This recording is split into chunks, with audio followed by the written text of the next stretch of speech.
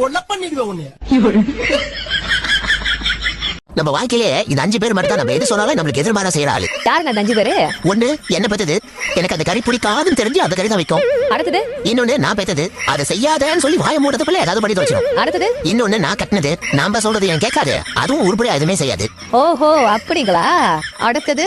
அடுத்தது என்ன படிச்சது, நான் வேண்டதை தவிர மற்றது எல்லாத்தையும் கொடுக்கும், ஆனா நான் வேண்டதை மட்டும் கொடுக்காது. அடுத்தது சில டெய்லர் இருக்காரன். டெய்லரா? நம்ம ஒரு டிசைன் கொடுத்தா அவங்க ஒரு டிசைன்ல தைச்சு வச்சிருப்பான். இந்த 5 பேத்துக்கு மேல ஒருத்தர் இருக்கான், ஆறாதா. யாருங்க அது? வெயிட்டரு. நம்ம கேட்காத ஐட்டத்தெல்லாம் கொண்டு வந்து வச்சுட்டு நம்ம கேட்ட ஐஸ் கோசம் மட்டும் கொண்டு வரவே மாட்டான். ஏழாதான் ஒண்ணு இருக்கு. ஓ ஏழாவது ஒருத்தர் இருக்கானா, யார் அது? இது எல்லாத்தையும் சொல்லிட்டு இருக்க அந்த பாவக்கா தான். 300 பேர் என்ன பொண்ணு பார்க்க வந்தாங்க. அது 300 பேர் பொண்ணு பார்க்க வந்துட மாட்டாங்க, இது பொண்ணான்னு பார்க்க வந்திருப்பாங்க.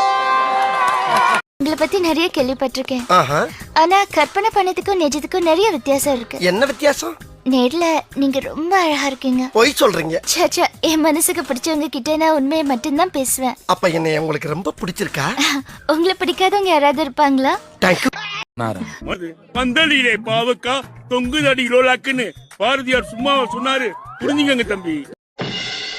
ஏன்டா எல்லாம் கோவமா இருக்கீங்க? சாப்பிட்டு 2 நாள் ஆச்சா? ஏண்டி வயிறு சரியில்லையா? உனக்கு வாக்கப்படம் சரியில்லையா? அவ என்னடி பண்ணா? 2 நாளா தீவனம் போட மாட்டாடா. தீவனம் எதுக்கடி போடல?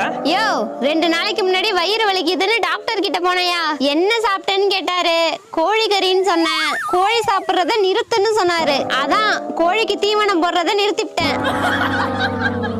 பார்த்தீர்களா பாரிவள்ளலே, உங்கள் மங்குடி மனைவிக்கு வயிற்று வலியாம். அதனால் எங்கள் வயிற்றுக்கு உணவே இல்லையாம். எங்களுக்கு சினம் வருவதற்குள் அவளை சீக்கிரம் வீட்டிற்கு அழைத்து சென்று விடு. ஏங்க எல்லாருக்கும் பிடிச்ச மாதிரி வாழணும்னா என்ன பண்ணணும்? எல்லாருக்கும் பிடிச்ச மாதிரி வாழணும்னா அடுத்த ஜென்மத்தில் நம்ம பணமாக தான் பிறக்கணும்.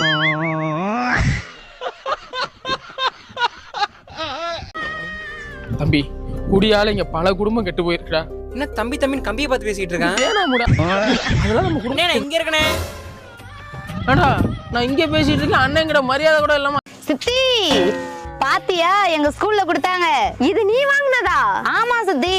சூப்பர் டி, உன்னை நினைச்சா ரொம்ப பெருமையா இருக்கு. உனக்கு என்ன வேணும் கேளுடி. எனக்கு ஒண்ணும் வேணாம் சித்தி, அம்மா தான் வாங்கிட்ட காட்டிட்டு வர சொன்னுச்சு. அப்படியா? ரொம்ப சந்தோஷமா இருக்குடி.